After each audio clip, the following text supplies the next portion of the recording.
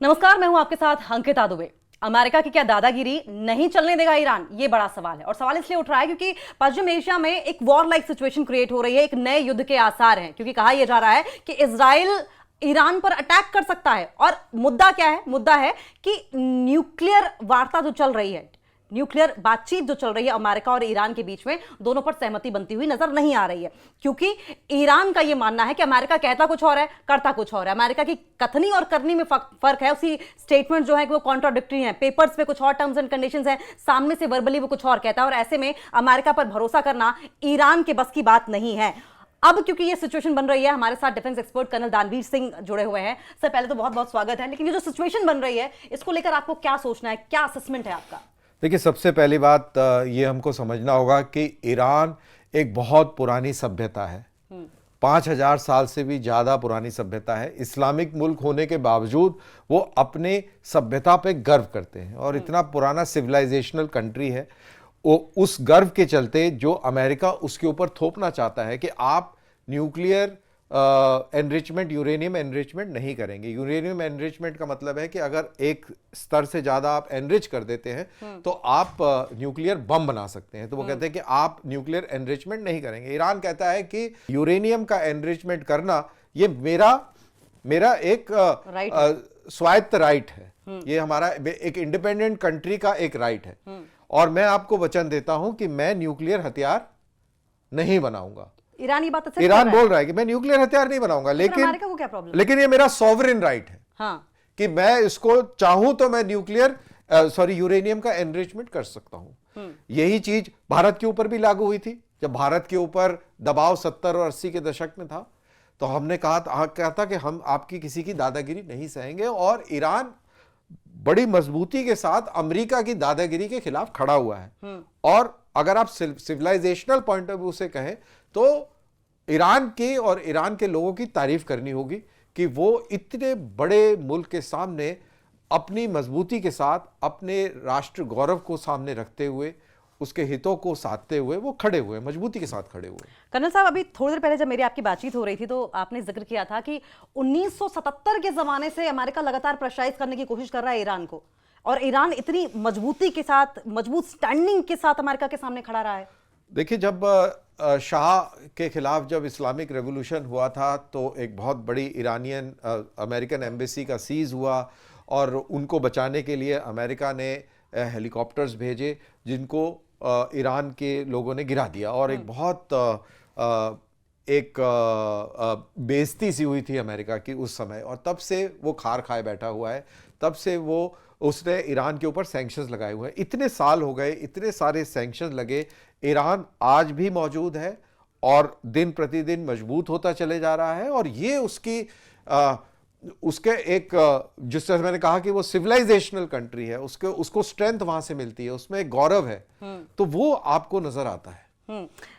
जब, क्योंकि आपने अभी बात की अमेरिका की खिसियाहट की, अमेरिका किस तरीके से इस टाइम पे किसी भी तरीके से ईरान को नीचे गिराने में लगा हुआ। लेकिन जो अगर हम प्रेजेंट सिनेरियो देखें, प्रेजेंट सिनेरियो में अमेरिका, इजराइल और अगर ईरान को रखा जाए, तो ऐसे में अगर अमेरिका और ईरान के बीच में न्यूक्लियर जो बातचीत चल रही है, इस पर कोई अगर अग्रीमेंट नहीं होता है, कोई सहमति नहीं बनती है, और if Israel decides to invade, attack Iran, तो उस सिचुएशन में, और वो भी बिना अमेरिका की परमिशन से, उस सिचुएशन में आपको क्या लगता है क्या होगा? और सबसे बड़ी बात ये कि इंडिया कहां खड़ा हुआ आपको दिखाई देगा?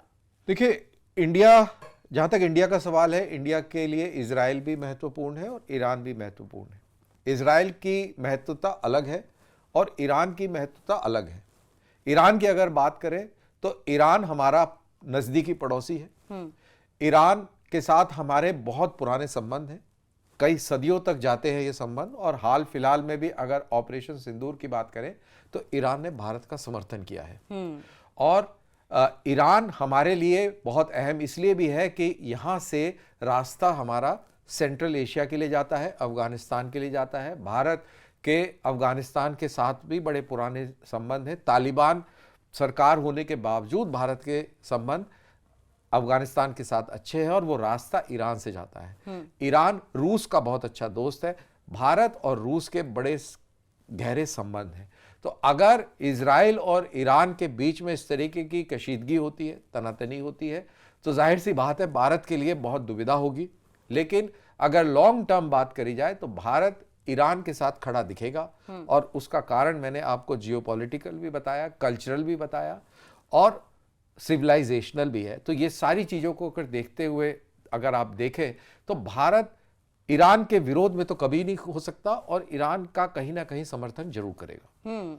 लेकिन जिस तरीके से आपने नोटिस किया होगा कि अमेरिका पश्चिम एशिया से अपने जितने भी ऑफिसर्स हैं, अपने लोग हैं, और अपनी मिलिट्री प्रेजेंस, अपनी सैन्य उपस्थिति कम कर रहा है, धीरे धीरे करके अपने सैनिकों को वापस बुला रहा है। Are you smelling something out of it? क्या लगता है कि क्या ये किसी नए युद्ध की शुरुआत है, नए युद्ध का आगाज है? और अगर ऐसा होता है तो फिर भारत के ऊपर क्या फर्क पड़ेगा? इसमें दो चीजें हैं, क्योंकि अभी ईरान और अमेरिका के बीच में वार्ता चल रही है, तो इसको आप प्रेशर टैक्टिक्स के तौर पर भी देख सकते हैं, क्योंकि इजराइल और अमेरिका एक ही सिक्के के दो पहलू हैं जहां तक मिडिल ईस्ट का या पश्चिमी एशिया की बात करें तो अगर इस तरीके की कार्रवाई हो रही है, इस तरीके के कार्रवाई जो अमेरिका ने करी है, जिससे संकेत ये निकल के आ रहा है कि एक बड़े पैमाने पर इजराइल अपनी मर्जी से बगैर अमेरिका की परमिशन के युद्ध छेड़ सकता है, ईरान के ऊपर हमला कर सकता है। तो क्या ये एक प्रेशर टैक्टिक्स है? ये भी एक सवाल है। और क्या ये नए युद्ध की आहट है? ये दूसरा सवाल है। तो दोनों चीजें हैं। ये और क्लियर होगा आने वाले समय में जब अमेरिका इस इलाके के अंदर अपनी फोर्सेस बढ़ाएगा। जब फोर्सेस बढ़ाएगा कहने का मतलब है कि अरेबियन सी और इंडियन ओशन के अंदर आप अमेरिका की नौसेना की गतिविधियां बढ़ते हुए देखेंगे तो आप समझ जाएंगे कि अब हमला होने वाला है। लेकिन अभी फिलहाल उन्होंने सिर्फ सांकेतिक तौर पर कहिए कि चाहे वो इराक हो, चाहे वो कतर हो, चाहे वो लीबिया हो, यहां से अपनी फौजों के नुमाइंदे हैं उनको कम करने की बात करी है। तो मेरे को कहीं ना कहीं लगता है कि अभी फिलहाल जल्दबाजी होगी। ये कहीं ना कहीं ईरान के ऊपर एक प्रेशर बनाने की बात है कि देखिए हमें ये ऐसा लग रहा है और ये ऐसा होगा, तो कहीं ना कहीं ईरान के ऊपर प्रेशर बनाया जा रहा है। आपको लगता है ईरान इसके प्रेशर में आने वाला है? मेरे ख्याल से ईरान प्रेशर में नहीं आएगा, क्योंकि अगर ईरान इस प्रेशर में आ गया तो आयतुल्लाह खुमैनी की सरकार खत्म हो जाएगी। आयतुल्लाह खुमैनी और पूरा इस्लामिक रेवोल्यूशन जो है जिसकी उसकी पूरी बुनियाद हिल जाएगी। तो जो उसका बेस है वो कमज़ोर किसी भी हालत में आयतुल्लाह नहीं होने देंगे। जिस उम्र के पड़ाव में है वो इतिहास में कभी नहीं चाहेंगे कि उनके ऊपर इतिहास जब लिखा जाए तो वो एक कमज़ोर, आखिरकार एक कमज़ोर नेता के तौर पे उनको देखा जाए। क्योंकि हम अमेरिका और ईरान की कर्नल साहब बात कर रहे हैं, तो अगर इंडिया के लिहाज से रेलेवेंस देखी जाए तो अमेरिका की क्या स्टैंडिंग रखता है और ईरान कितना महत्वपूर्ण है हमारे लिए? देखिए, ईरान जैसा मैंने कहा कि हमारे कल्चरल, सिविलाइजेशनल, डिप्लोमेटिक संबंध है, ट्रेड संबंध है। तो ईरान को हम किसी भी हालत में छोड़ नहीं सकते, क्योंकि ईरान हमारा सबसे करीबी नेबर है। अमेरिका हजारों किलोमीटर, 7 समुंदर पार है, और ये तो सिर्फ एकमात्र एक समुंदर के किनारे पर है, जो कि कुछ ही अगर हवाई यात्रा की बात करें तो मुश्किल से 1 घंटे का भी रास्ता नहीं है दोनों के बीच में। तो हम ईरान को बिल्कुल भी नहीं छोड़ सकते, किसी भी हालत में नहीं छोड़ सकते। आपने इस बीच खबरें सुनी होंगी कि ऑपरेशन सिंदूर हुआ और उसके बाद पहले अमेरिका की ओर से दोनों देशों को समझाने की कोशिश की गई, ये भी कहा गया कि मध्यस्थता हो रही है। लेकिन अब जो सिनेरियो बन रहा है उसमें शायद अमेरिकन आर्मी डे के मौके पर आसिम मुनीर को निमंत्रण दिया गया, इन्विटेशन मिला है। आसिम मुनीर वही शख्स हैं जिन्होंने ऑपरेशन सिंदूर जो हुआ उसके पहले पहलगाम जो अटैक हुआ है उसकी अगुवाई की थी, उसका चेहरा रहे हैं वो। और अमेरिका के जो ऑफिसर्स हैं, अमेरिका में हमने देखा है किस तरीके से पाकिस्तान की तारीफ में कसीदे गढ़े जाते रहे हैं। अब ये जो इनविटेशन अमेरिका की ओर से मिला है, कोई गुंजाइश है इस बात की कि इसके पीछे किसी भी तरीके से कोई ईरान एंगल हो सकता है? बहुत बड़ा ईरान एंगल है। देखिए, अभी अमेरिका की दुविधा ये है कि इस पूरे इलाके के अंदर अगर वो पाकिस्तान के ऊपर दबाव बनाता है तो पाकिस्तान पूरी तरह चाइना के खेमे में चले जाएगा। चाइना की अगर बात करें तो उसका वर्चस्व या उसकी जो टेंटिकल्स हैं, जो उसकी पकड़ है, वो अफगानिस्तान, पाकिस्तान और ईरान में है। ईरान और चाइना बहुत अच्छे दोस्त हैं। तो अगर पाकिस्तान के ऊपर ज़्यादा प्रेशर बनाया गया तो हो सकता है कि पाकिस्तान पूर्णतः चाइना के साथ खड़ा हो जाए। और अगर इजराइल और ईरान के बीच में कशीदगी होती है, युद्ध होता है, तो ऐसे में ये अमेरिका के हित में नहीं होगा कि पाकिस्तान उसके सपोर्ट में नहीं है, चाइना के साथ खड़ा हुआ है। अब आज जैसा कि हम सब जानते हैं कि ड्रोन्स का युद्ध है, ड्रोन्स का युग है। पूरे युद्ध ड्रोन से लड़े जाते हैं और ड्रोन्स को चलाने के लिए, ड्रोन्स को उड़ाने के लिए आपको कई दिशाओं का इस्तेमाल करना पड़ेगा और पाकिस्तान एक महत्वपूर्ण दिशा है। जिस दिशा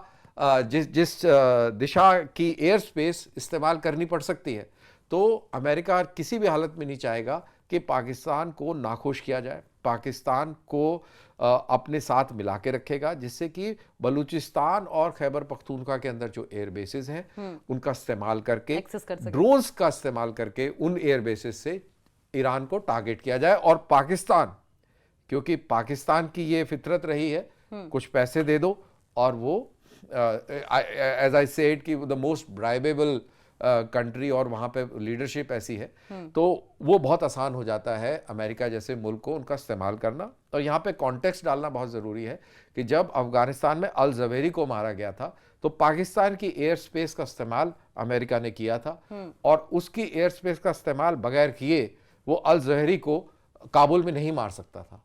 जो वो बात और है कि सार्वजनिक तौर पर पाकिस्तान ने उसका इनकार किया, लेकिन कोई मानता नहीं है। But the fact of the matter is कि पाकिस्तान अमेरिका के लिए अगर ईरान के साथ युद्ध होता है तो बहुत अहम है।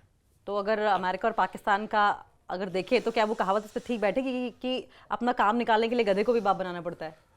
बिल्कुल, काम निकालने के लिए गधे को भी बाप बनाना पड़ता है, वो उसकी मजबूरी है और मेरे ख्याल से वो अपने राष्ट्रीय हितों के हिसाब से काम कर रहा है। जहां तक न्यूक्लियर डील की बात है या फिर न्यूक्लियर टॉक्स की बात है, अमेरिका क्यों नहीं चाहता कि ईरान के पास न्यूक्लियर वेपन्स हो या ईरान न्यूक्लियरली फ्लरिश करे? देखिए, ईरान ने बोल दिया है कि हमें न्यूक्लियर वेपन नहीं बनाने की जरूरत है, हम नहीं बनाएंगे। लेकिन इजराइल को सबसे बड़ा खतरा है कि अगर ईरान न्यूक्लियर वेपन बना देगा तो इजराइल के अस्तित्व को खतरा पैदा हो सकता है। और इजराइल अमेरिका का बहुत इंपॉर्टेंट एलाई है। इनफैक्ट अगर देखा जाए तो अमेरिका का सबसे बड़ी प्रेजेंस पूरे वेस्ट एशिया में अगर है, मोरक्को से लेकर और पाकिस्तान तक, तो वो इजराइल है। इजराइल का खोना अमेरिका के लिए बिल्कुल भी फायदे का सौदा नहीं होगा, क्योंकि पूरी अमेरिका की इकोनॉमी यहूदी चलाते हैं और ये बहुत कॉम्प्लेक्स मैटर है।